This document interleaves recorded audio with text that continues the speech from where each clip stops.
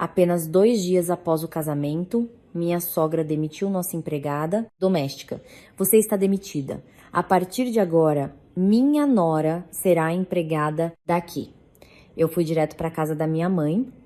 No dia seguinte, 2 viaturas da polícia chegaram e prenderam toda a família dela. Na manhã do segundo dia após o casamento, eu ainda nem havia me acostumado com a sensação de ter me tornado a esposa de alguém, quando da direção da cozinha veio um grito estridente, afiado como uma navalha, perfurando meus tímpanos.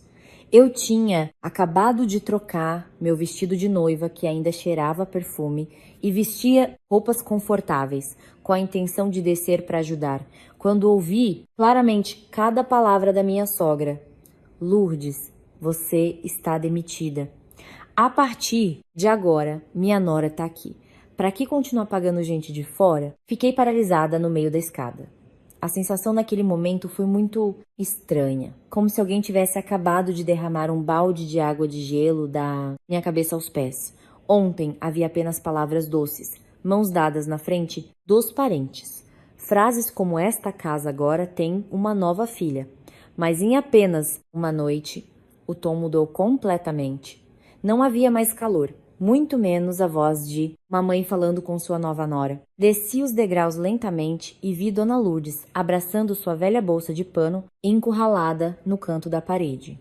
O rosto dela estava pálido, os olhos inchados, como se tivesse sendo repreendida há muito tempo. Na mesa de jantar, minha sogra, Dona Regina, jogou um avental com brutalidade e ergueu o queixo na minha direção. Sua atitude era exatamente como a de um chefe dando ordens a um novo funcionário. Ela falou bem na frente do meu sogro, do meu marido e da minha cunhada. Esta casa não sustenta noras que só servem de enfeite. Quem casa tem que saber servir a família do marido. Antes que eu pudesse abrir a boca, ela começou a dividir as tarefas para mim, como se já tivesse planejado tudo desde o início. Ela ditou cada tarefa para cada hora com uma voz plana e fria. A partir de amanhã, você acorda às 5 da manhã, prepara o café, limpa a casa e à tarde lava e passa a roupa. À noite, prepara o jantar para a família. Esta casa recebe muitas visitas, então se for uma nora incompetente, não me culpe. Ao terminar de falar, ela sorriu com cinismo. Seus lábios se curvaram com amargura. Uma moça de boa família deve ser trabalhadora, não ficar sentada esperando ser servida. O que fez meu corpo inteiro gelar não foi apenas a atitude da minha sogra, mas a reação de Bruno. Ele estava sentado bem ao meu lado, mas do começo ao fim não me defendeu em momento algum. Olhei para o meu marido, esperando que pelo menos ele dissesse algo sensato, mas ele apenas evitou meu olhar e respondeu com um tom brando. A mamãe fala meio alto, mas a intenção é boa. Ela só quer que você se adapte rápido aos costumes da casa. Uma única frase foi o suficiente para fazer meu coração afundar. Eu não sentia mais que aquilo era uma explosão momentânea de raiva. Não, aquilo era um roteiro meticulosamente preparado. Talvez eles estivessem apenas esperando o momento certo.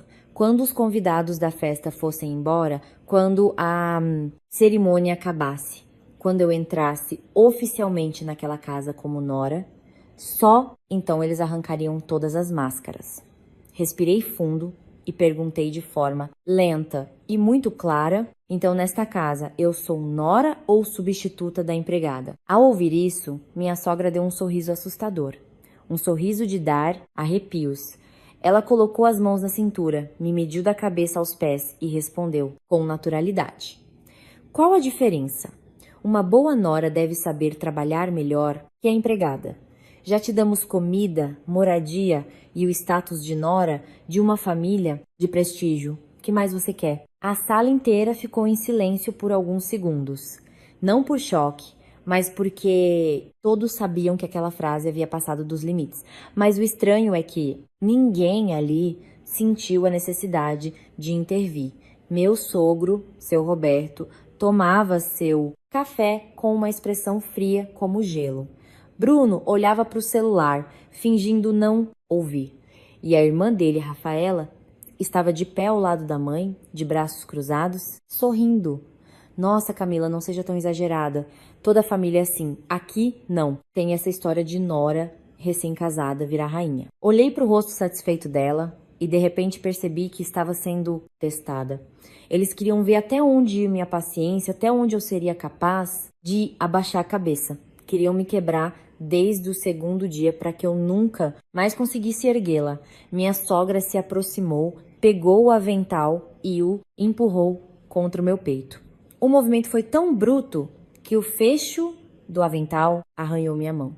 Ela disse claramente cada palavra como uma facada. Daqui a pouco, 12 parentes do lado do seu sogro virão para um churrasco de almoço para conhecer a nova nora. Faça o trabalho direito.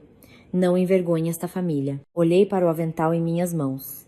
Não era mais apenas um pedaço de tecido. Era uma humilhação. Era o carimbo que ela queria imprimir em mim, para me transformar de recém-casada em uma serviçal gratuita para toda a sua família. Coloquei o avental de volta na mesa, lentamente, mas com firmeza. Então me virei e caminhei direto para o quarto. De trás, ouvi os gritos da minha sogra. Ei, aonde você pensa que vai? Eu não respondi. Abri o guarda-roupa, peguei a mala pequena que eu nem tivera tempo de desfazer depois do casamento. Guardei algumas mudas de roupa, minha carteira, meu celular e o carregador, tirei meus brincos de casamento e os guardei cuidadosamente na bolsa. Cada movimento meu era lento, mas meu coração já estava frio e paralisado. Quando desci com a mala para a sala de estar, todos me encararam. Bruno só então entrou em pânico. Ele se levantou e tentou me segurar. Camila, o que você está fazendo? Se tem algum problema, vamos conversar. Mas o aperto de mão não era o de um marido com medo de que a esposa se machucasse. Era o aperto de um homem com medo de perder a face diante da família. Eu soltei sua mão, olhei fundo em seus olhos e disse secamente: se esta casa precisa de uma empregada, desculpe, não me candidatei à vaga. Ao ouvir isso, minha sogra ficou furiosa. Ela apontou direto para o portão. Sua voz era estridente e ensurdecedora. Se você ousar dar um passo para fora desta casa, não espere voltar. Nossa família não precisa de uma nora insolente que, com 2 dias de casamento, ousa enfrentar a sogra. Olhei para trás, encarando seu rosto, sem desviar mais o olhar. Talvez tenha sido a primeira vez na vida dela que conheceu uma nora que ousava falar assim, com ela. Respondi lentamente. Cada palavra era clara como um prego sendo martelado. Se for para ser nora, eu até consideraria, mas para ser empregada de uma família como essa, não. Ao terminar de falar, puxei minha mala e saí andando direto para fora. Atrás de mim, ouvi os xingamentos da minha sogra, os sussurros cínicos da minha cunhada e a voz de Bruno me chamando com irritação, mas não olhei para trás. Eu sabia que, se olhasse apenas uma vez, eles achariam que eu estava com medo.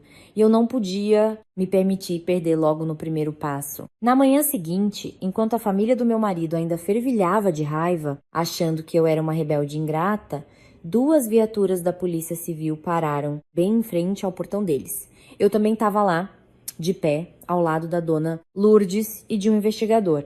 Assim que o portão foi aberto e o mandado de busca e apreensão foi lido, vi o rosto da minha sogra ficar pálido como cera, os lábios tremendo sem emitir som. Foi só então que ela percebeu que a pessoa que havia expulsado ontem não era apenas uma empregada e que eu não tinha ido embora porque era fraca ou estava fazendo birra.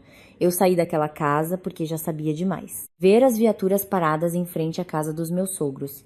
Ver o rosto pálido de Dona Regina e o olhar de pânico de Bruno, de alguma forma, me fez lembrar vividamente dos dias anteriores. Dizem que é apenas quando a máscara é arrancada que nos lembramos de cada pequeno detalhe do passado e percebemos que os sinais sempre estiveram lá. E assim, de pé, naquela manhã tensa, lembrei-me do primeiro dia em que conheci Bruno, de como acreditei, abri meu coração e entrei nesse casamento com uma sinceridade genuína. Meu nome é Camila Barros.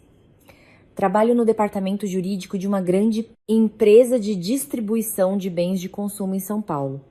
Minha família não é rica nem temos contatos com pessoas influentes.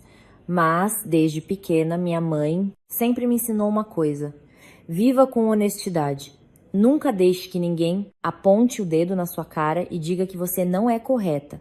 Talvez por isso eu tenha uma personalidade muito direta. O que é certo? Eu digo que é certo. O que não tenho certeza, não prometo. Sempre pensei que enquanto vivêssemos bem, trabalhássemos com honestidade, a vida poderia não ser glamourosa, mas ao menos seria pacífica. Conheci Bruno durante uma reunião de negócios sobre contratos de fornecimento entre nossas empresas. Minha primeira impressão foi a de um homem que falava com medida, vestia-se bem, não falava bobagens, nem exibia riqueza ou contatos, como tantos outros homens que eu já tinha conhecido. Durante a discussão, ele não interrompeu, não teve pressa em parecer superior e até disse palavras tranquilizadoras. Qualquer parte que a equipe da Camila precise revisar, fique à vontade para analisar com calma. Parcerias de longo prazo devem ser claras desde o início. Apenas essa frase já me gerou simpatia. Depois disso, ele tomou a iniciativa de me contatar novamente. No início, apenas perguntando detalhes sobre os documentos. Com o tempo, tornaram-se mensagens leves, pontuais e não exageradas. Eu não sou o tipo de mulher que se derrete fácil com palavras doces. Mas, devo admitir, Bruno era muito bom em fazer os outros se sentirem confortáveis. Ele não era agressivo, não fazia promessas vazias sobre o futuro, apenas aparecia silenciosamente na hora certa. Quando eu fazia hora extra, ele me trazia café. Quando eu estava tão ocupada que não tinha tempo de jantar, ele mandava a mensagem certa. Quando terminar, me avisa. Vou te levar algo quentinho para você não passar mal. Lentamente abri meu coração. Quanto mais interagíamos, mais sentia que ele era o tipo de homem em que uma mulher que trabalha duro há muito tempo, como eu, poderia confiar. Bruno frequentemente dizia coisas reconfortantes. Certa vez, ele me olhou nos olhos e disse: eu não preciso de uma mulher que seja mestre na cozinha. Só preciso de uma companheira honesta, que tenha boa educação e que não seja mesquinha com o marido. Um homem que diz isso é francamente muito fácil de conquistar uma mulher. Quando o nosso relacionamento ficou mais sério, ele me levou para conhecer a família. Aquele foi o dia em que conheci Dona Regina.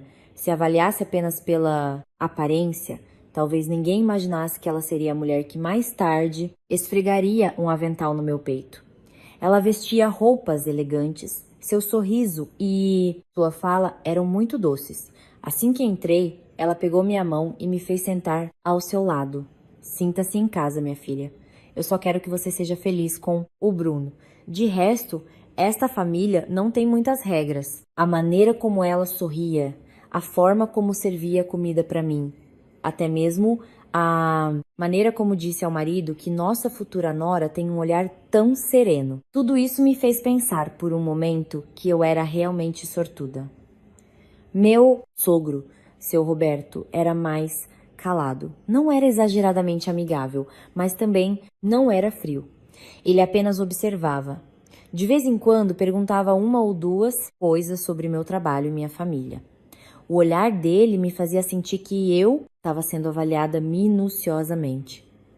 Mas na época achei normal. Naquela casa já havia a Dona Lourdes, a empregada doméstica que trabalhava lá. Minha impressão sobre ela era de uma mulher magra, calada, cujos movimentos eram extremamente cautelosos. Sempre que Dona Regina chamava, ela parecia se assustar. Prestei atenção nela, mas depois pensei que talvez, por trabalhar lá há muito tempo, tivesse medo dos patrões.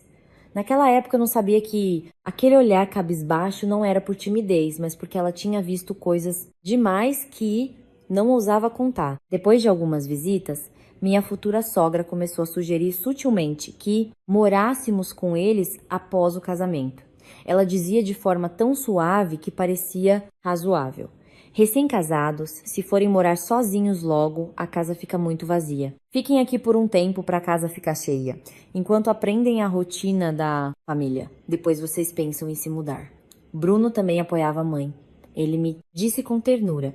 Minha mãe parece brava, mas quando a gente mora perto, descobre que ela tem um bom coração. Além disso, quando você chegar do trabalho, já terá gente em casa. É muito melhor. Foi por causa dessa persuasão que eu concordei. Às vésperas do casamento, a família dele preparou tudo com grande pompa. Dona Regina chegou a me apresentar a todos com orgulho. Minha nora tem diploma superior. Fala bem. Dá pra ver que vem de uma família com boa educação. Ouvindo isso, as pessoas diziam que eu tinha tirado a sorte grande. Até eu mesma cheguei a pensar isso. Mas agora, lembrando bem, havia algo de estranho. Quanto mais perto do dia do casamento chegava, toda vez que a conversa tocava no meu trabalho, o olhar dos três mudava. Meu sogro perguntava com muitos detalhes: com que tipo de documentos você lida? Você costuma analisar contratos? Entende bem dos procedimentos jurídicos de empresas?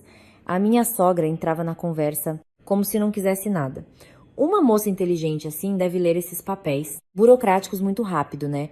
E Bruno meio brincando: quando você for minha esposa, a papelada desta casa estará segura. Naquele momento, eu apenas ri. Achei que eles estavam curiosos sobre a minha profissão.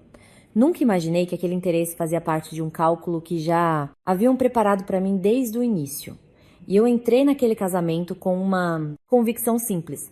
Achei que tinha encontrado um bom marido e que estava entrando em uma família que, embora tivesse suas regras, não era ruim.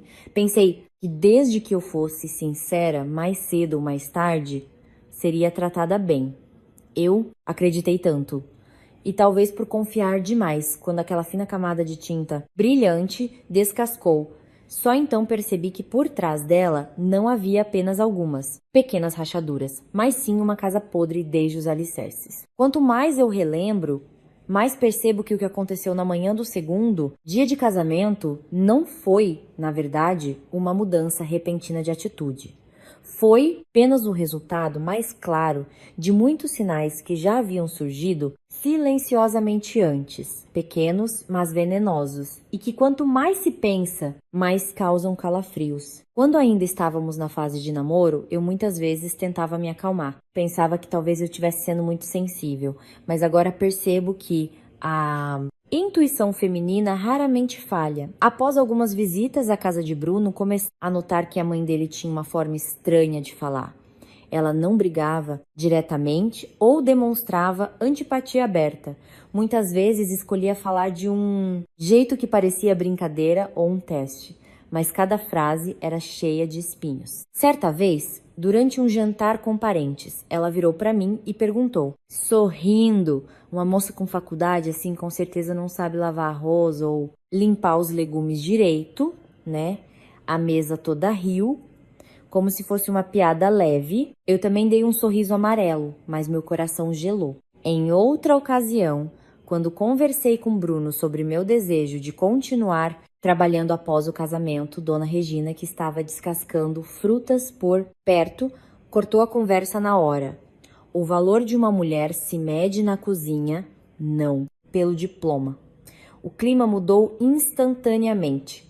A frase não foi dita aos gritos, mas foi como uma agulha perfurando exatamente o ponto onde o outro se sentia mais seguro. Antes que eu pudesse reagir, Bruno já havia se apressado em sorrir e segurou minha mão debaixo da mesa. A mamãe tá só brincando, não liga. Foi exatamente a forma dele de sempre escolher abafar o caso em vez de resolver o problema que me fez recuar várias vezes. Rafaela, a irmã de Bruno, tinha um estilo diferente. Se a mãe soltava indiretas, Rafaela era bem direta. Ela me olhava de cima a baixo com um olhar crítico e soltava comentários maldosos. Nossa, trabalhando o dia todo. E depois, quem vai cuidar do marido? Em outro dia, acrescentou: mulher depois de casada, que é muito viciada em trabalho, destrói o casamento rapidinho. Eu só dava um sorriso de cortesia, mas por dentro já estava muito desconfortável. Eu ainda nem era nora oficialmente, mas da mãe à filha, todas já miravam no mesmo ponto para me pressionar. meu trabalho, minha independência e a organização da minha vida. Quanto mais eu visitava a casa, mais sentia uma atmosfera pesada lá. Eles falavam muito sobre bons modos e etiqueta, mas a pessoa que mais sofria naquela casa era justamente a dona Lourdes, a diarista e empregada que trabalhava ali há anos. Ela andava sem fazer barulho, falava muito pouco e vivia de cabeça baixa. Como se respirar muito alto pudesse enfurecer alguém. Certa vez, vi com meus próprios olhos quando ela serviu o café. Só porque demorou um pouco, minha sogra rosnou. Aqui não é lugar de sustentar gente inútil. Dona Lourdes abaixou a cabeça profundamente, os lábios tremendo, recolheu a bandeja apressadamente, pediu desculpas repetidas vezes. Ver aquela cena me deixou extremamente incomodada. Uma família que é realmente respeitável não trataria seus funcionários assim. Depois, houve um incidente que não consigo esquecer. Um dia, passei por acaso pelo escritório do meu sogro. A porta não estava totalmente fechada, deixando uma pequena fresta. Dei apenas uma olhada rápida, mas vi lá dentro pilhas de caixas de papelão, alguns carimbos de empresas e, num canto, embalagens de suplementos nutricionais sem rótulo. Antes que eu pudesse entender o que estava vendo, seu Roberto saiu e fechou a porta rapidamente. Ele me lançou um olhar cortante por alguns segundos e depois deu um sorriso falso. Ah, são só negócios. Mulher não precisa se meter nessas coisas. A reação dele, tão rápida e sigilosa, me deixou com a pulga atrás da orelha. Mas o que mais ficou gravado na minha memória veio da dona Lourdes. Numa tarde, enquanto eu caminhava do quintal para a cozinha, cruzei com ela. Os olhos ainda miravam o chão, como sempre, mas ela sussurrou de forma tão baixa que, se eu não estivesse muito perto, não teria ouvido. Dona Camila, não assine nada sem ler muito bem. Fiquei surpresa, me virei para perguntar, mas ela já tinha passado como se nunca tivesse dito nada. Aquela frase foi tão repentina que ficou cravada na minha mente. Não assine nada. Por que ela me alertou? Porque uma empregada tão quieta se arriscaria a me dizer isso? Dias antes do casamento, minhas suspeitas aumentaram.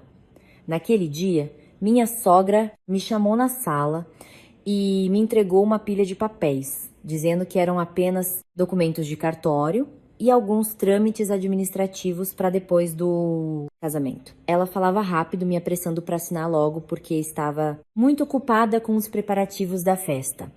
Peguei a papelada, logo ao bater o olho, vi que tinha algo errado. Alguns formulários não pareciam documentos civis comuns. Os títulos eram muito genéricos e o conteúdo ambíguo.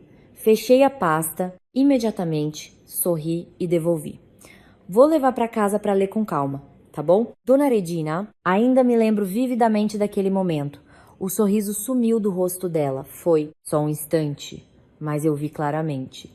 Não era decepção, era a irritação de quem achava que tudo correria bem e viu o plano travado. Mas ela logo voltou à calma e disse com leveza: "Isso mesmo, você tem que ser criteriosa." Naquela noite, ouvi por acaso minha sogra conversando com Bruno no fim do corredor. A voz era baixa, mas cheia de aborrecimento. "Essa garota trabalha no jurídico? Vai ser difícil. Vamos ter que achar o momento em que ela mais confiar na gente." Fiquei paralisada. Antes que eu pudesse ouvir mais, os dois se calaram, parecendo notar minha presença. Quando apareci, Bruno rapidamente me abraçou, sorrindo como se nada tivesse acontecido.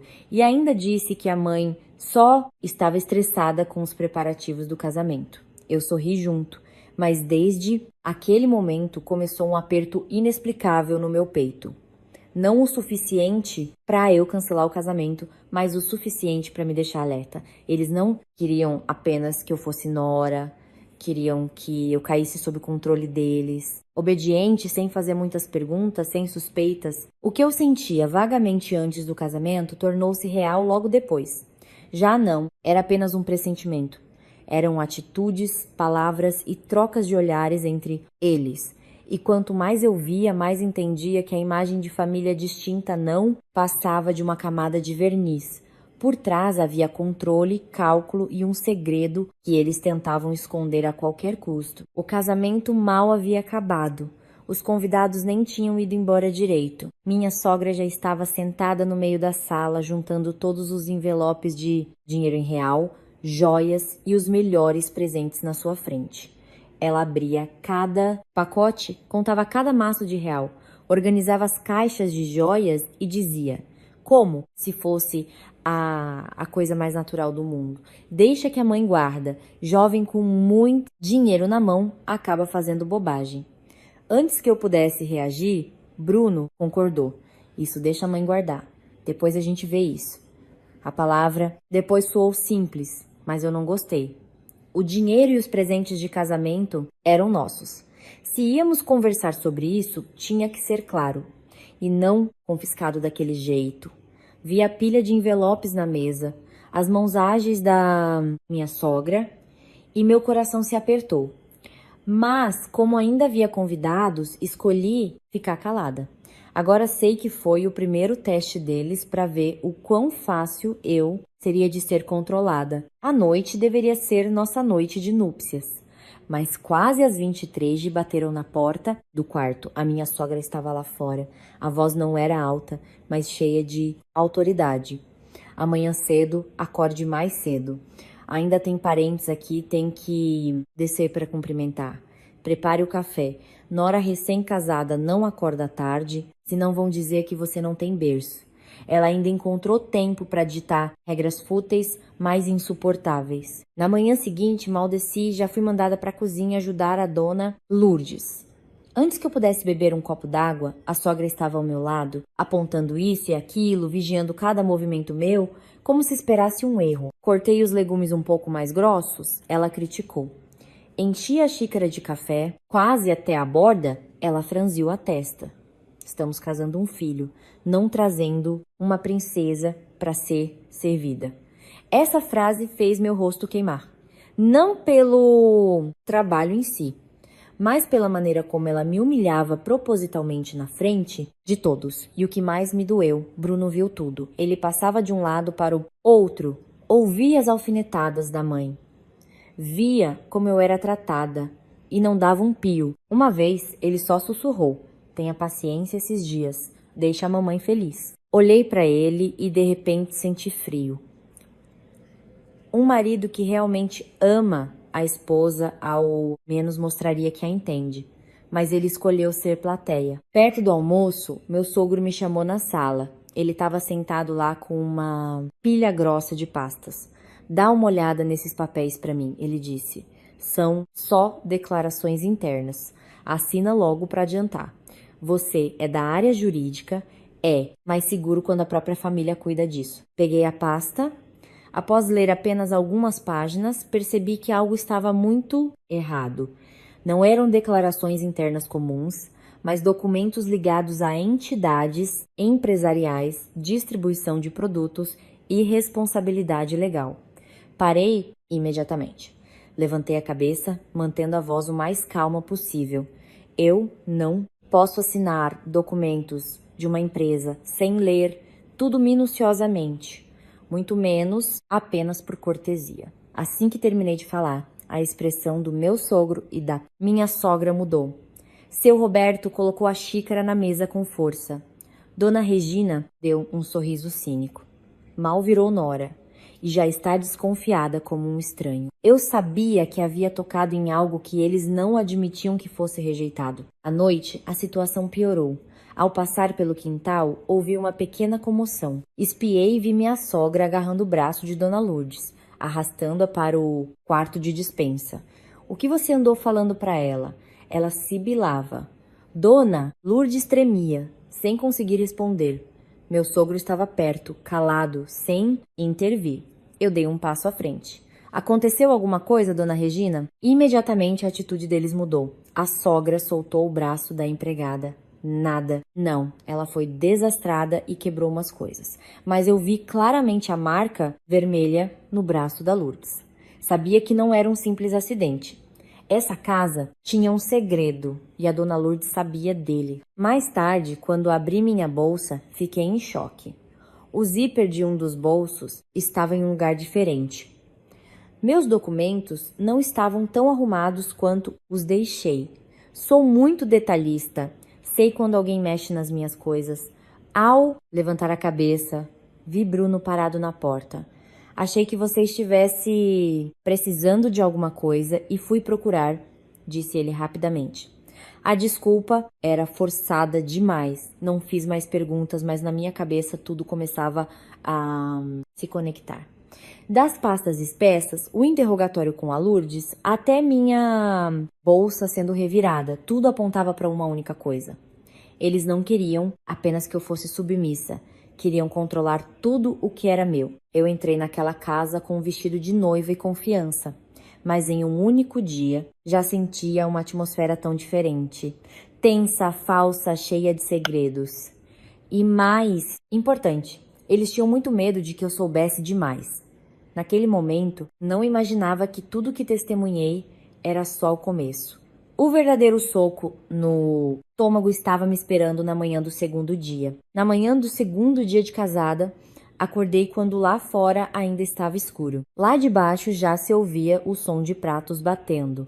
Aquele dia, os parentes da parte do marido viriam para conhecer a nova nora. Parece simples, mas quem já foi nora sabe que é um teste. Eles vêm não só para ver seu rosto, mas para observar como você fica de pé, como fala, como trabalha, para então te avaliar em segredo. Desci a escada sentindo o cheiro forte de comida. Na cozinha, Dona Lourdes já estava trabalhando sozinha diante de panelas enormes. O rosto pálido, os olhos inchados de sono, claramente a fizeram acordar de madrugada. Minha sogra andava de um lado para o outro, vez ou outra olhando para a escada, como se esperasse minha aparição. A postura não era de quem estava ocupada com a casa, mas de quem estava preparando um espetáculo. Antes de eu dar bom dia, Dona Regina gritou: "Lourdes, vem cá!" A voz foi tão alta e cortante que todos na sala de estar olharam. Lourdes tomou um susto, limpou as mãos às pressas e apareceu. Sem cerimônia, minha sogra tirou um maço de notas de réu do bolso, jogou na mesa e disse com frieza: "Aqui está o seu salário deste mês. Você está demitida. A partir de hoje, esta casa não precisa mais de gente de fora." Dona Lourdes paralisou. Meu coração disparou, mas eu ainda mal conseguia acreditar. Ela então disse a próxima frase. E ela disse: olhou para mim, deu aquele sorriso de desdém e aumentou propositalmente o volume da voz. Minha nora é nova e saudável, dá conta do recado. A própria família cuida da própria casa. Para que pagar os outros? Essa frase caiu no meio da sala como um tapa. Não era mais uma indireta ou um teste. Era uma humilhação pública. Uma declaração de que a partir daquele momento, aos olhos dela, eu não era mais a nora, mas sim a substituta gratuita da empregada que acabara de demitir. Olhei para Bruno. Aquele foi o último momento em que ainda esperei dele uma reação de marido. Bastava uma frase como: mãe, não faz isso. Teria sido o suficiente para me mostrar que eu não havia escolhido totalmente errado. Mas ele apenas ficou ali sentado. O rosto tenso, as mãos entrelaçadas. Demorou muito até ele falar, e o tom foi plano e frio. Você pode ficar em casa por um tempo? Não. Tem problema. O trabalho lá fora pode esperar. Ouvir isso me gelou a espinha.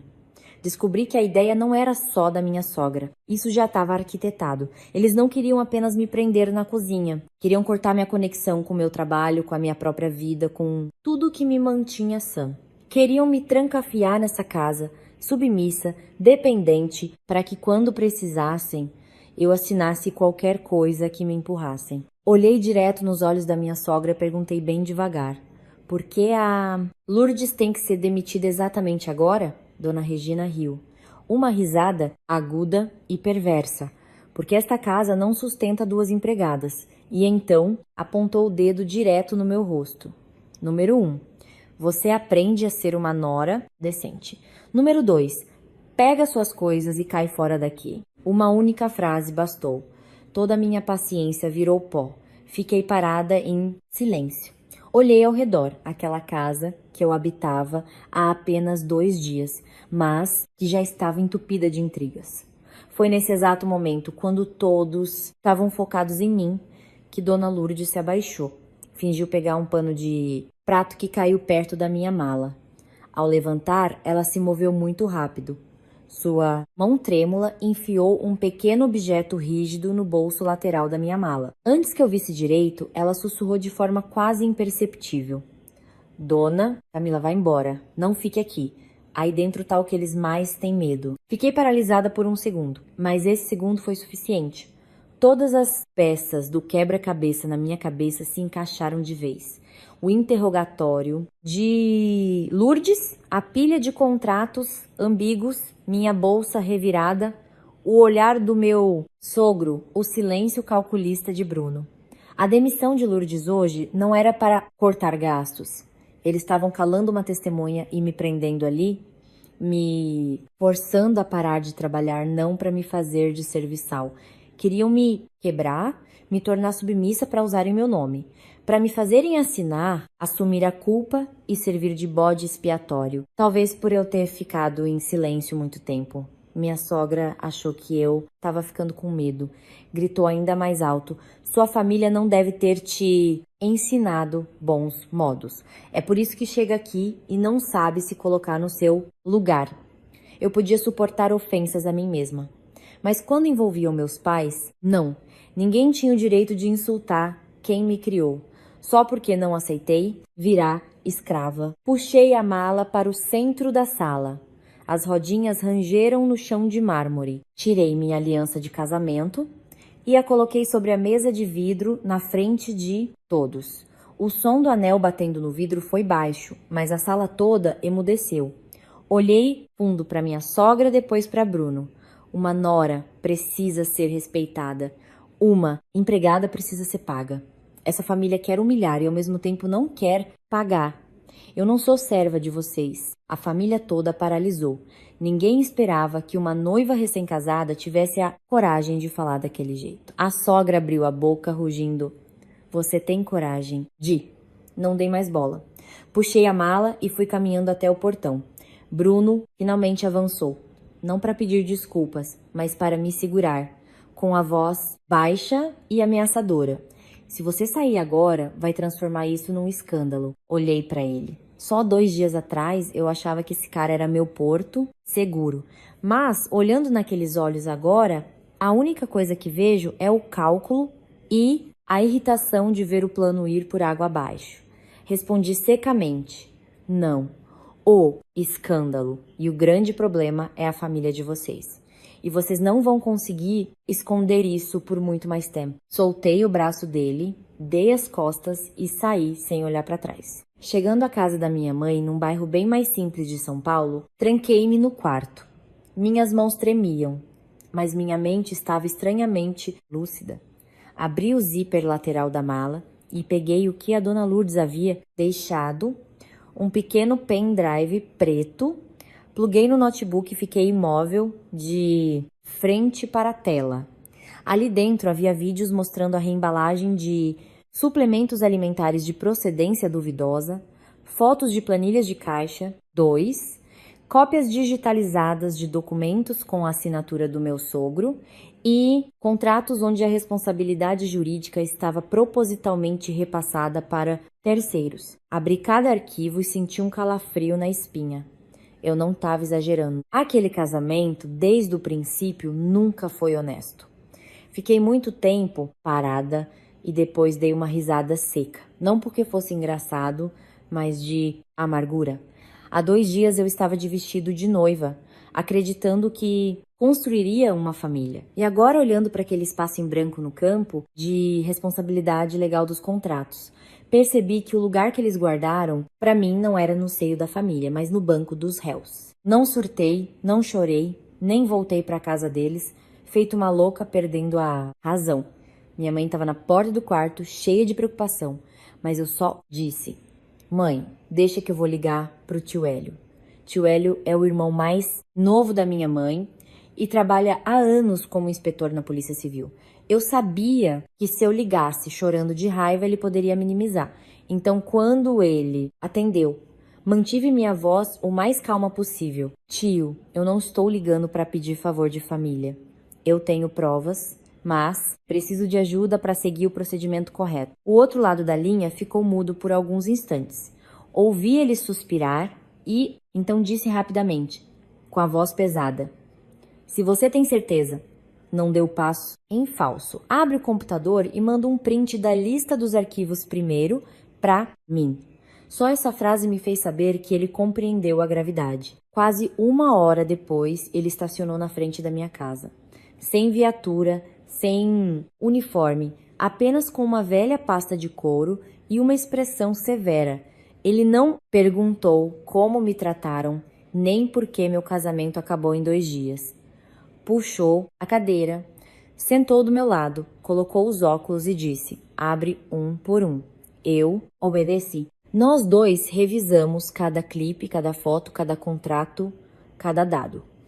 Conforme líamos, o rosto do tio Hélio ia ficando mais tenso. Quando viu a cópia digitalizada do contrato com a linha do representante legal em branco, ele bateu os dedos na mesa 2 vezes e perguntou: eles chegaram a pedir para você assinar isso? Eu concordei com a cabeça. Tio Hélio me encarou. Se você assinasse isso, estaria acabada. A frase não foi dita aos gritos, mas foi como um soco no meu peito. Olhei para a tela, com a garganta arranhando. Eles não queriam uma nora, queriam uma ficha limpa para servir de laranja. Tio Hélio não respondeu de imediato. Apenas ficou em silêncio, processando. E, por fim, disse: escuta bem, a partir de agora, nunca mais entre em contato com eles levada pela emoção.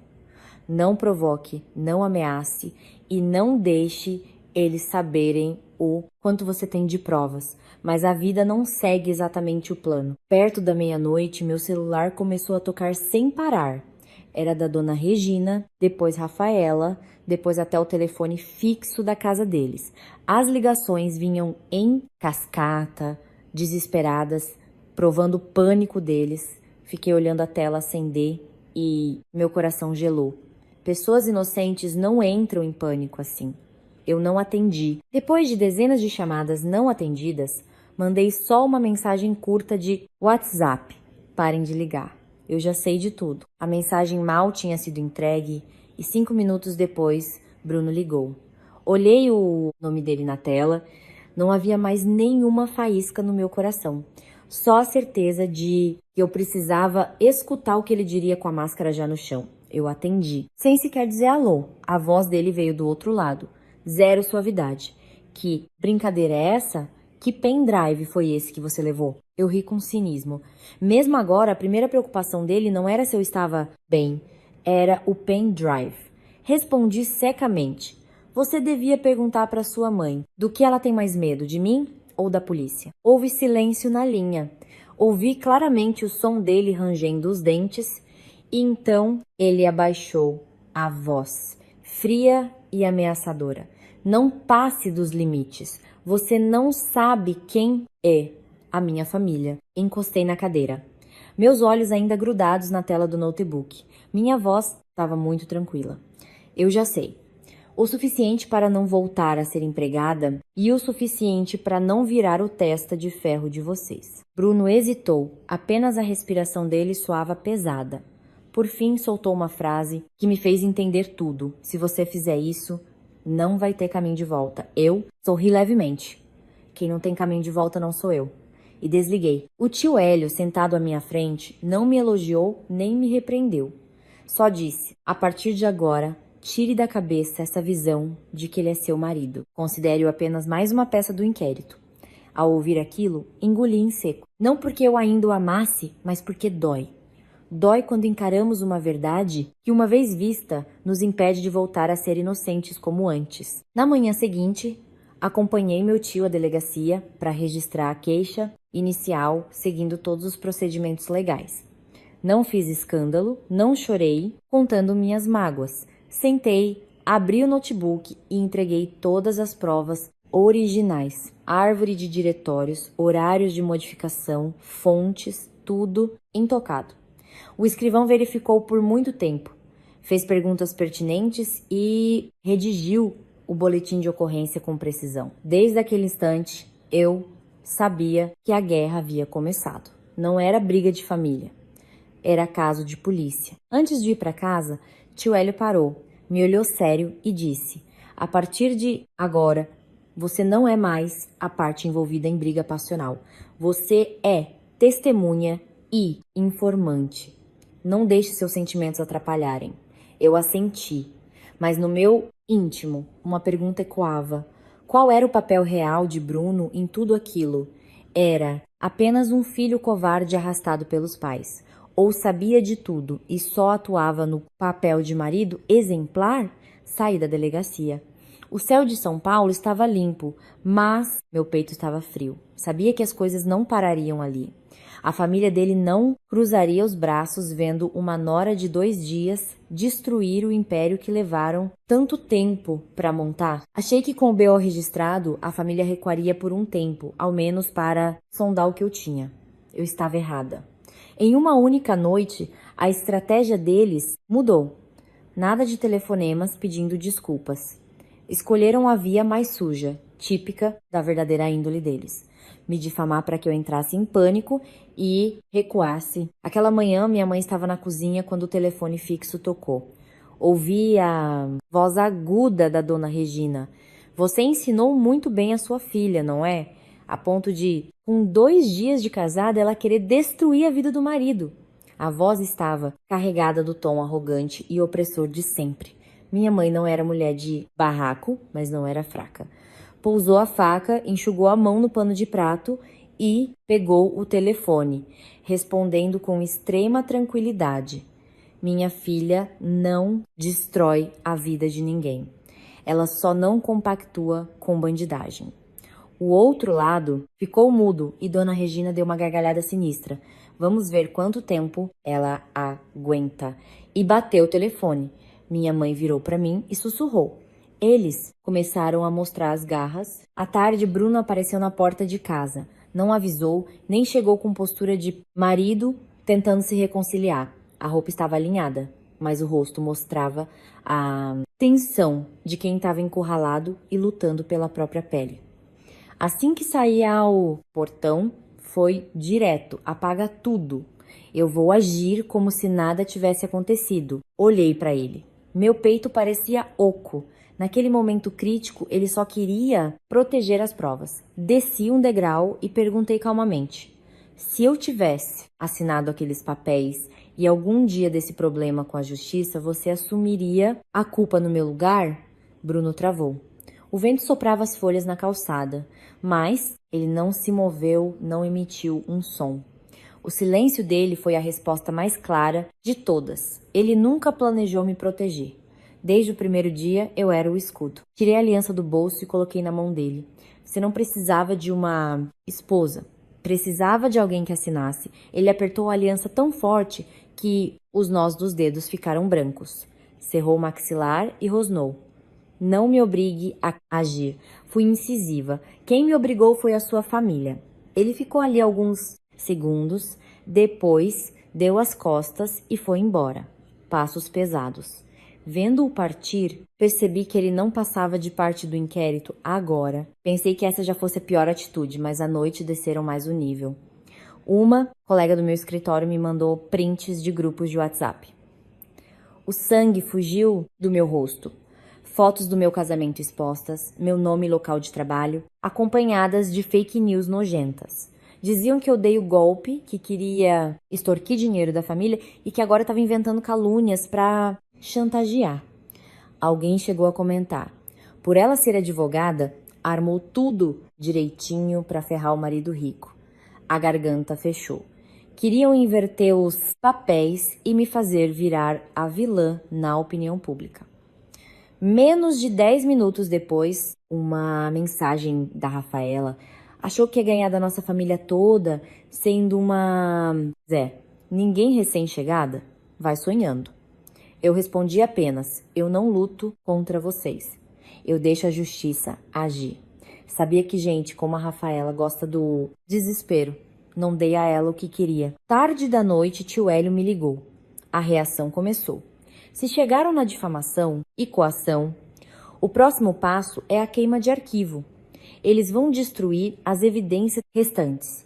Fique de prontidão. Aquilo me gelou. E pela primeira vez percebi o perigo real. Eles não queriam só calar a mim, queriam calar quem ainda estava dentro daquela casa. A dona Lourdes, quase meia-noite. Já com a casa escura, meu celular vibrou com um número desconhecido. Quando atendi, era a voz ofegante e trêmula de Lourdes. Dona, Camila, eles me trancaram. Falaram que se eu abrir a bico. A frase nem terminou. Ouvi um baque alto como algo caindo e a ligação caiu. Levantei num salto. O coração batia tão forte no peito que doía. Tudo havia passado de nível. Já não era uma questão de família controladora tentando salvar a reputação. Era sequestro, cárcere privado e destruição de provas de gente perigosa e encurralada. Liguei para o meu tio desesperada. A ligação caiu no meio. Do outro lado, o investigador profissional assumiu. Número novo ou o dela? Ouviu voz de mais? Alguém? Que barulho fez? Tentei puxar da memória cada detalhe. O quanto mais eu narrava, pior ficava o cenário. Meu tio mandou eu vasculhar de novo o pendrive, em especial os áudios que passamos batido. Meia hora depois ele estava em casa. Colocamos os fones de ouvido. Havia um arquivo pequeno, quase no final. A voz da Lourdes não era amedrontada. Ela falava baixo, mais rápido e profissional. Já compilei quase tudo. Falta a saída do estoque e o lote serial. Preciso tirar de lá antes que transfiram a mercadoria. A resposta era de um homem, curta, grossa. Não deixe eles sacarem. Quando o dossiê estiver completo, avisa. O áudio durava 30 segundos, mas eu gelei. Meu tio tirou os fones e cravou. Essa mulher não é uma simples diarista.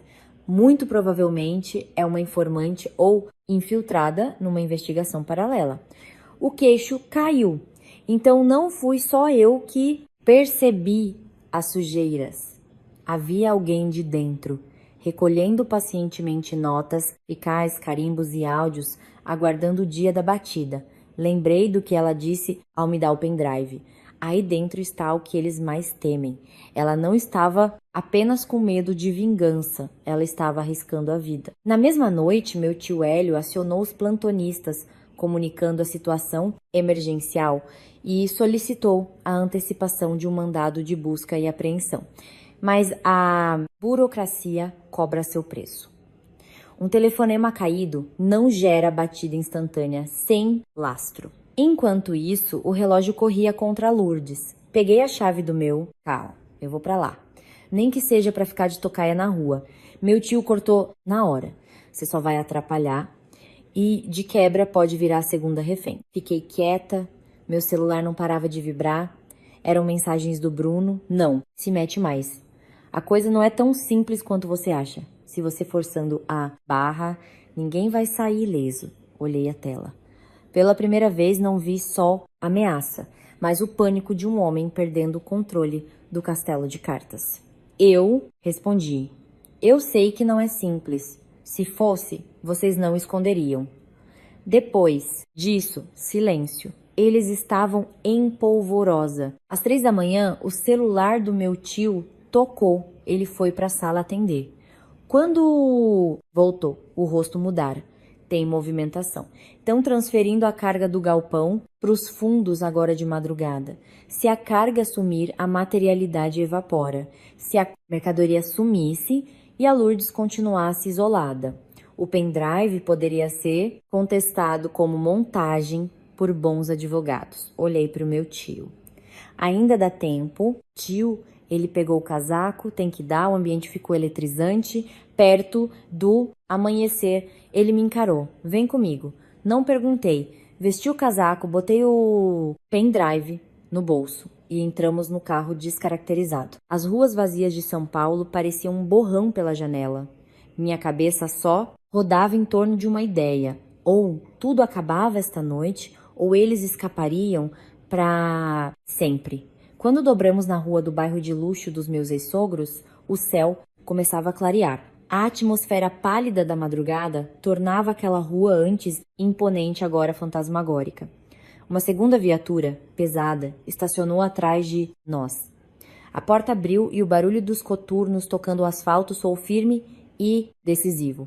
Aquela fachada de família de bem iria desmoronar. O portão de ferro sequer tinha se aberto, e a voz do delegado, lendo a ordem judicial, retumbou alto. Alguns vizinhos começaram a espiar. O bairro nobre de repente ganhou ares de cena de crime.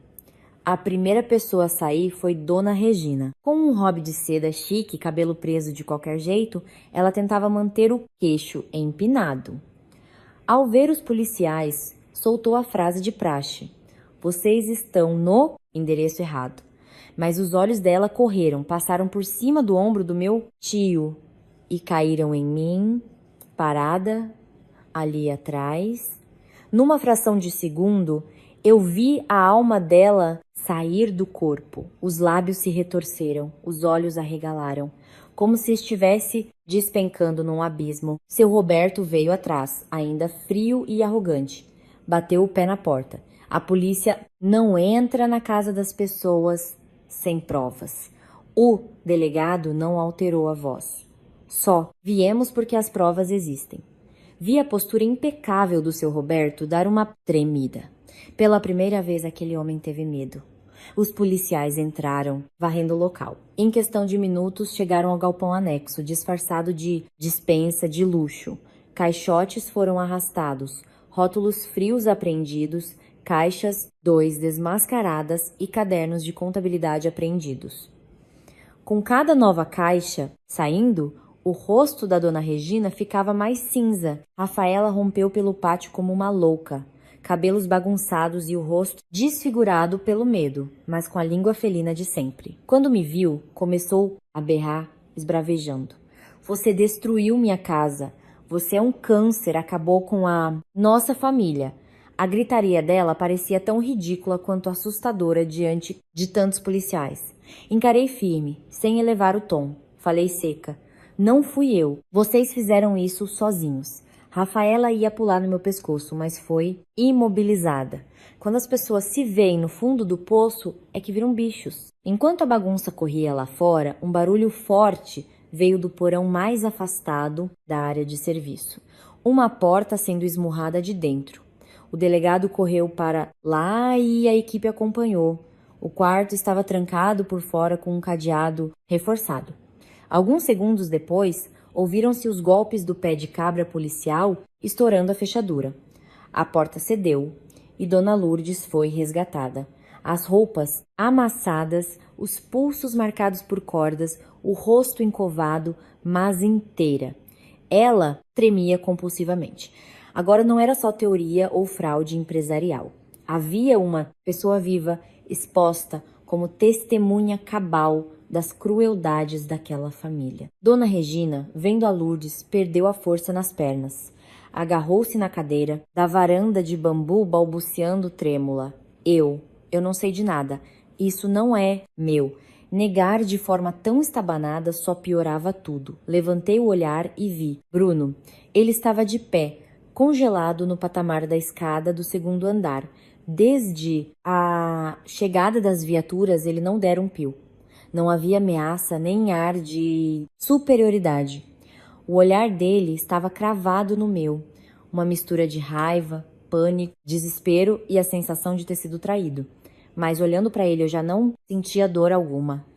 Quem traiu primeiro não fui eu. Com a operação finalizada e as prisões efetuadas, meu ex-sogro, mesmo algemado e sendo levado para o carro da polícia, virou-se para me encarar. O olhar destilava ódio. Achou que ganhou, não é? Olhei diretamente nos olhos dele, a voz serena: "Não, eu só não perdi." Ele calou-se, atordoado. Talvez fosse a primeira vez que entendia que eu não tinha mais medo deles, de suas pressões psicológicas, nem do status falso daquela dinastia corrupta. As viaturas partiram sob o sol nascente. O ruído do motor parecia carregar junto os escombros da mentira que rasgamos. Fiquei parada diante da casa que conhecia há dias. O vento da manhã batia no rosto. A mente clara. Dona Lourdes seria levada à delegacia e amparada. Documentos lacrados. A pressão havia acabado. Aqueles que me menosprezaram e tentaram me jogar aos leões agora perderam o pedestal. O baque foi enorme. Mas lá no fundo eu sabia, ainda faltava o golpe final. Havia um elo perdido nessa cadeia e a mera lembrança dele me dava calafrios. As duas viaturas viraram a esquina e o burburinho dos vizinhos do bairro Nobre começou a dissipar, embora a fofoca flutuasse espessa no ar. Fiquei parada, depois entrei no carro com o tio Hélio e voltamos. Fiquei calada na volta. A visão de Lourdes com as marcas vermelhas e o rosto amarelado de Regina não saíam da cabeça. Mas, principalmente, o olhar de Bruno na escada. Aquilo me inquietava não por amor residual, mas por sentir que o papel dele naquilo tudo não havia fechado o ciclo. À tarde, tio Hélio me chamou na varanda lá de casa. O semblante fechado. Sentei e fui direta. Descobriu mais coisas, tio? Ele me ofereceu um copo d'água e ponderou. Na abordagem preliminar, Bruno não foi autuado em flagrante. Faltou ligação direta. Naquela hora, me bateu um sopro de esperança irracional. Vai ver, ele foi enganado? Vai ver, foi um joguete fraco na mão da família? Mas esse lapso de ingenuidade caiu por terra em 5 segundos. Tio Hélio empurrou uma folha sulfite na mesa. Apontou uma linha na perícia digital preliminar, o IP dos contratos fantasmas. Os históricos de modificação do testa de ferro, o login da conta onde a assinatura da garantia legal deveria ser coletada. Tudo remetia ao e-mail institucional e notebook pessoal do Bruno. Olhei para a folha, as conexões lógicas, as atualizações noturnas, os acessos. Estava lá, incontestável. Era impossível mentir para mim mesma. Levantei a cabeça para o meu tio, a voz falhando. Significa que ele não era só espectador. Tio Hélio suspirou, duro. Ele não é burro. Ele não dava chiliques, nem batia a porta como a mãe ou o pai. Ele operava nos bastidores. Organizava os laranjas, blindava os elos para não ser conectado e preparava o bote. Pessoas, assim são as piores. Delegam o serviço sujo para ficarem de mãos limpas. Aquilo me gelou as entranhas. O mediador carinhoso, o homem racional e diplomático, era, na verdade, um manipulador maquiavélico. Olhei para as provas e o filme da minha curta vida matrimonial rodou na mente. A recusa dele em brigar com a mãe. O jeito professoral me pedindo para assinar só os aditivos de praxe para não atrasar as coisas. Até o momento na porta da minha mãe pedindo para deletar o arquivo como se nada tivesse acontecido. Eram as pegadas lentas para me conduzir ao cadafalso do banco de réus como laranja da família. Dei uma gargalhada ríspida, igual papel amassado. Meu tio não interveio.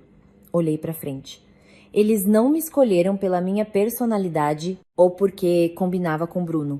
Me escolheram porque meu registro na OAB, minha ficha limpa e minha expertise eram as ferramentas que precisavam. Eu caí como uma luva para blindar luz do perigo. Tio Hélio anuiu com a cabeça, num gesto mais doído do que qualquer pêsame. Naquela mesma noite, a campainha de casa tocou. Minha mãe estava deitada, descansando. Eu abri a porta. Bruno estava do lado de fora. Estava bem pior. Sem a postura ereta. O rosto abatido, o colarinho amassado, olheiras fundas. Demorou para ele tirar a voz do peito. E saiu num sussurro. Eu não achei que você ia puxar essa cordinha até o final. Fiquei escorada no batente.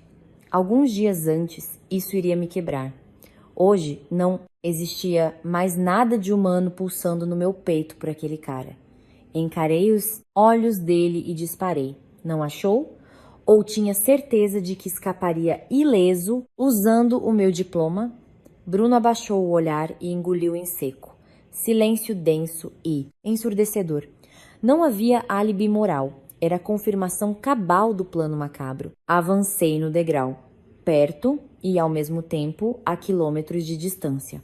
Falei baixo. Você escolheu o lado deles. E eu, Bruno, eu escolhi o que era certo. O punho dele, vacilou ao lado da perna, as palavras não saíam, ele já percebia o cerco se fechando. Depois de tudo, não restava mais confiança em mim. Dei as costas para fechar a porta.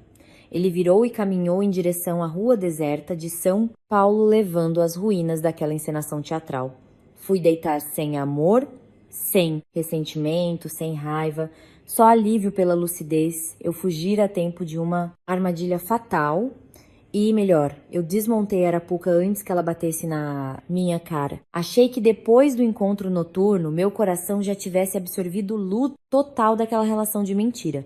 Mas quando fui intimada a depor no DEIC, Departamento Estadual de Investigações Criminais, e prestar a oitiva formal da acareação, vi que a coisa iria doer em outra escala.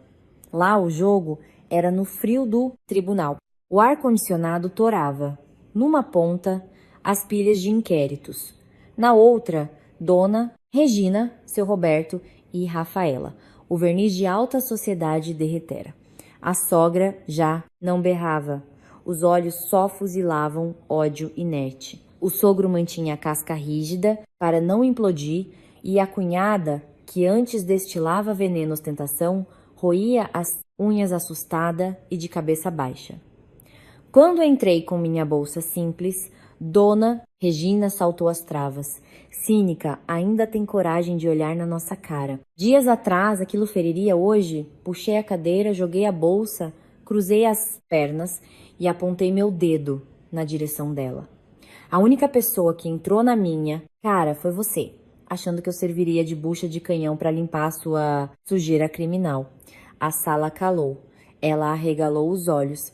Ninguém nunca dissera a verdade com tanto ácido assim na cara dela. E foi tão libertador. Chamei a máfia familiar pelo nome oficial deles. O delegado continuou sem pestanejar. Tudo aberto. Estoque clandestino, nota, fria contratação irregular, as lacunas no quadro de advogados da empresa. A teia foi escancarada. Mas o seu Roberto ainda insistiu com a frieza do lobo acossado. Assinaturas. Se ninguém assinou os distratos nem os contratos, vocês só têm indícios, sem réu principal. A audácia me provocou. Eu nem precisei que o advogado abrisse os arquivos. Eu entreguei as mídias, tentaram usar meu status de recém-casada para jogar a bomba relógio no meu nome. Aqui estão os áudios. O escrivão botou para tocar. A sala inundou-se com a voz autoritária de Dona Regina. Assina logo esse papel e para de show. Qualquer BO, a família resolve no trâmite interno. O ar sumiu dos pulmões de seu Roberto. Dona Regina despencou os ombros. Rafaela pulou da cadeira tremendo. Falsa Judas! Você entrou na nossa vida de sanguessugas para trair o casamento? Minha família acolheu você e você. O delegado esmurrou a mesa de madeira. Dobre a língua, que aqui não é ringue para barrar. Então, a porta da sala de espera abriu e um investigador da Civil botou Dona Lourdes para dentro. Sentei tensa. Sabia que ela vinha. Ela não abaixava a cabeça. Vestida simples, de jeans e camiseta, o rosto pálido, mas com um olhar que queimava ferro derretido. Lourdes sentou firme e disparou em bom som. 9 meses de gravação, relatórios do que sai clandestino e contabilidade de caixa. 2, sem errar um dia. Dona Regina gritou e pulou da cadeira feito mola, berrando esganiçada. Traidora maldita, cobra criada. Dona Lourdes não recuou 1 milímetro. A voz rouca, mas inabalável. Eu não tô traindo ninguém, só tô evitando que mais um moleque caia duro no hospital pelas porcarias químicas falsificadas que vocês engarrafam. A sala morreu num estalo seco. Silêncio absoluto de sepulcro. A palavra caia, duro. Hospital. Foi uma patada na alma. Eu pensava no máximo que eram crimes de falsidade ideológica e corrupção tributária ativa. Caixa 2 pesado. A palavra caia duro virou a página. Crime contra a saúde pública. Homicídio doloso, assumir o risco de matar usando laranjas. O delegado olhou para mim, indagou.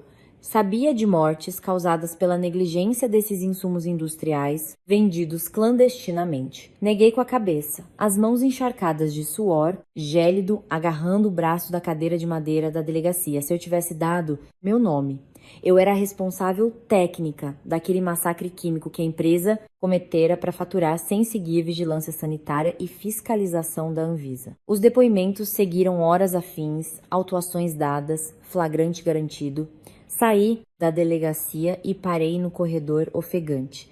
Meu corpo pesava 3 toneladas. Encostei no azulejo gelado ali no saguão, os ouvidos ecoando o que Dona Lourdes soltara, evitando que caia duro no hospital. Isso não era sobre eu arrumar ou... Não, marido. Briga de sogra ou lavar panela. Era sangue.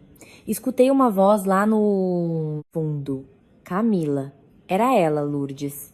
Olhando nos meus olhos, sem ser Dona Camila, mas ela era o meu farol. Puxei um ar fresco e perguntei: quer conversar? Lourdes? Fomos para a calçada, num café ao lado, fugindo da opressão institucional. Ela respirou fundo antes de revelar a origem dela. Não sou diarista nem faço faxina em bairro de luxo. Fui secretária numa logística terceirizada ligada aos atravessadores deles. Tempos atrás explodiu uma crise por contaminação nos compostos que eles adulteravam as embalagens. Achavam ser erro simples, mas era intencional para render. 2 crianças entraram na fila do transplante, um não aguentou. Segurei o copo d'água com força extrema. Abafaram e jogaram a culpa num gerente Zé Ninguém terceirizado. Mas eu fui nos fundos. Segui a linha do dinheiro sujo. Meu corpo não respondia direito. Vidas na mão de inescrupulosos, com pinta de socialites paulistanas. Lourdes seguiu. Conectei o dinheiro com gente séria que precisava de provas sem mandado. Entrei lá dentro da casa com paciência para infiltrar até os ossos. Entendi a sagacidade. E você abaixava a cabeça, bancando a Jacu do interior para dar munição. Quando eles desprezam a pessoa, eles falam na cara sem filtro, achando que sou só uma porta escutando. Lourdes deu um sorriso tão cansado e o pendrive estava formatado para quem tivesse oportunidade. Apenas calhou de ser com você a nova presa que eu cruzei no caminho. E eu quis evitar tua tragédia a qualquer custo. Minha tragédia. Por que comigo? Indaguei com dor. Lourdes explicou a arquitetura maligna que planejavam para mim. Antes queriam você apenas como um adorno pro clã. Ter nora universitária dava pompa na vizinhança. Mas ao cruzarem com seus relatórios da OAB, perceberam que tinham em caso selo de autenticidade jurídica. Você saberia fechar brechas na Anvisa sem parecer golpe do interior. Tu caíste feito a cereja do bolo perfeito. Ficha 100% impoluta e um contrato nupcial, forjando o grau de parentesco inquestionável perante juiz na hora do abafa-processo. Engasguei com café. Engano duplo. Usada para amor, triturada pela minha formação intelectual para virar cúmplice de carnificina corporativa. Soltei a última pergunta do meu fardo na terra. E o Bruno? Lourdes parou e olhou, fixo. Bruno é quem redigia e revisava todos os laudos onde as mortes seriam disfarçadas. Os velhos eram peões, burros da ganância escancarada, mas Bruno sabia botar o laranjal perfeitamente na jogada. É ele quem operava as contas do Caixa 2 e maquiava as planilhas ocultas que blindavam o núcleo familiar em caso de batida. Mestre da lavagem legal, adeus, casamento afável. O cara que não precisava que a mulher soubesse cozinhar, mas sim que fosse advogada limpa e submissa, estava me lapidando à morte. Puxa vida, Camila!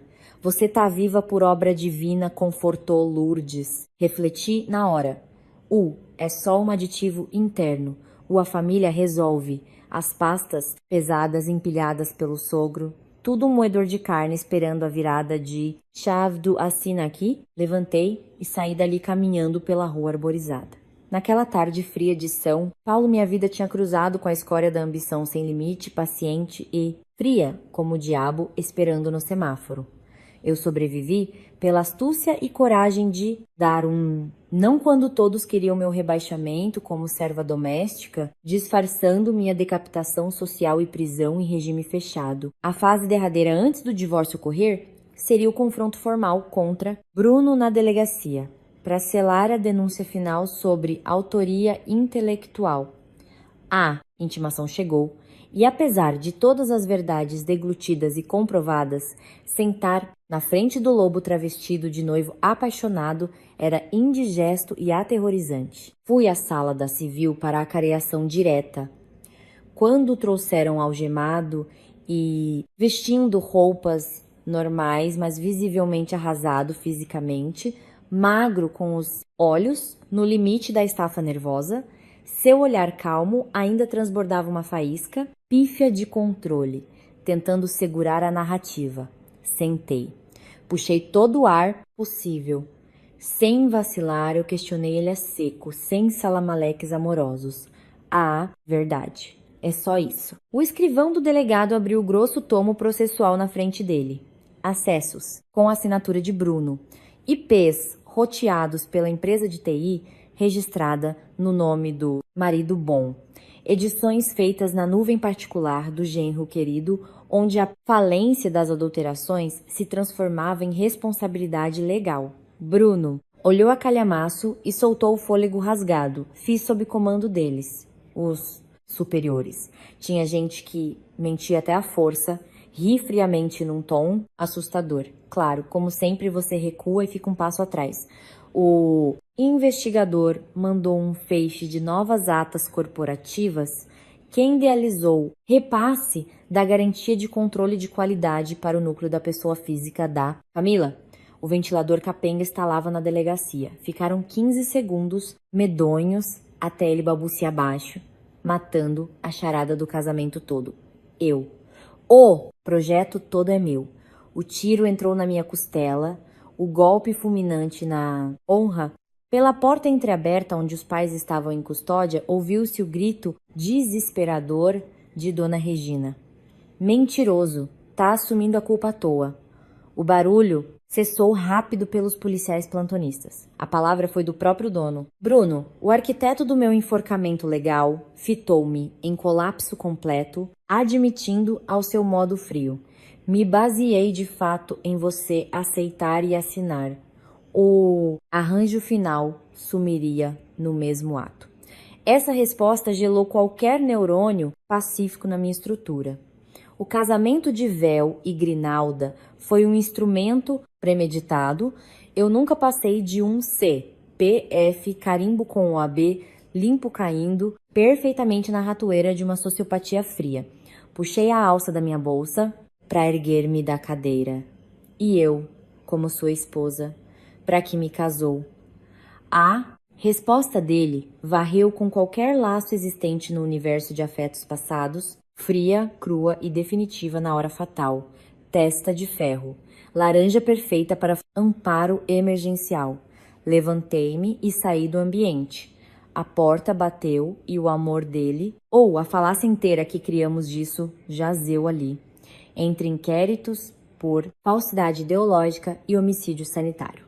Fim do espetáculo nupcial de terror. O processo alastrou-se rapidamente, gerou capa e manchete em telejornais. Quadrilha da Zona Sul esmaga mercado, vendendo medicamentos piratas com alvará, limpo lavando com nomes de laranjas de ocasião. De repente, dezenas de parentes antigos que suspeitavam surgiram pedindo informações. Vítimas das medicações entupiram fóruns com queixas reabertas. Eu assistia a repercussão e sentia o meu corpo paralisar na memória assombrosa. E se o sim fosse para aquele envelope do meu sogro, eu que estaria sendo chamada de assassina por crime sanitário em cadeia nacional, com meu registro cancelado de forma violenta, e em cana num presídio paulista. Vi Dona Regina sendo escoltada num camburão, num cruzamento pela rua, vi seu semblante cadavérico, enquanto olhava pelo gradil os pedestres com um rancor vazio, até a minha direção, e sibilou num urro silencioso, pela janela gradeada: "Isso foi culpa tua desgraçada. destruiu nós. Parei no trânsito engarrafado, baixei a minha janela do passageiro devagar e disse numa calma surreal: Você fez o nó, dona Regina. Você quem se enforcou sozinha.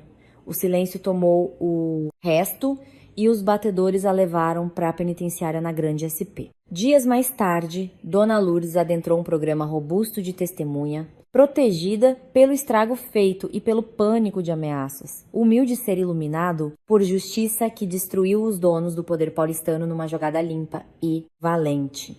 O delegado tio Hélio saiu comigo do Fórum Criminal numa fria terça-feira, apertou o ombro em raro gesto e pontuou: a verdade é o tesouro e é o pior martírio da gente. Tem conta cara tio. E quase paguei ela usando meu caixão. Assinei os papéis do meu divórcio litigioso no balcão rápido na recepção do fórum, rubricas secas, cortando elos de dor. Assinava aliviada uma das raras canetadas, onde o laudo legal daquela família abjeta salvava minha pele limpa para seguir a rota da minha independência. A sensação se consolidou em total cura, onde os erros na trilha tortuosa formaram a muralha da integridade para o resto. O recado vivo a todas que passam despercebidas numa prisão que finge família do coração, quando escondem o pior das valas da mentira sob jantares abastados da alta sociedade e roupas grifadas. Muitos perguntam depois na empresa com um tom de pesar: você se arrepende de todo o desgaste depois disso? Sorri simples com um olhar de águia que vi nascer. Arrepender, eu só me arrependeria se me curvasse e varresse o chão daquela mansão aceitando humilhação familiar por capricho. Daí minha coroa sumiria. Retomar a essência nunca me gerou lástima. No final me trouxe honra e vida livre. Uma vez em casa, num pôr do sol espetacular, lavava verdura no tanque e minha velha mãe humilde sussurrou meio sentida, passando a mão nos meus cabelos amarrados no topo com uma buchinha simples. Dói ainda, minha guerreira, pequena. Segurei forte a espiga de milho fresco na panela, o sorriso genuíno que brotava. Dói, mainha, mas o tempo fecha a chaga com um bom remédio. Eu sou dura na queda. O alívio reinou, e os ares puros varreram os traumas para bem distante. O pendrive continuou numa caixa do cofre, a história crua do recomeço e das fugas do corredor da morte. Quando a Lourdes passou por aqui para pegar suas malas para assumir no programa policial e abraçou com força, disse no meu ouvido a plenos pulmões emocionados: Dona Camila, tu fostes anjo redentor da própria salvação, além da alma de muita gente morta e doída pela ganância. A lágrima escapou de nós. Passei um tempo depois pelo imponente bairro cheio de guaritas e grades da alta burguesia, onde ficava o palacete da tragédia desfeita. Os tijolos, as eras e portões altos continuavam. Um silêncio sepulcral abraçava o local de luxo macabro. As paredes desprovidas de qualquer humanidade formavam apenas blocos tristes. Virei os pés de costas para tudo e marchei para o ponto de ônibus com a certeza plena: o meu lar sou eu mesma, quem recomeça e desvia da roleta de maldades. E o medo? Ele virou adubo de virtudes. E hoje as recomeço todos os dias como a brasileira íntegra que eu sempre fui em paz na jornada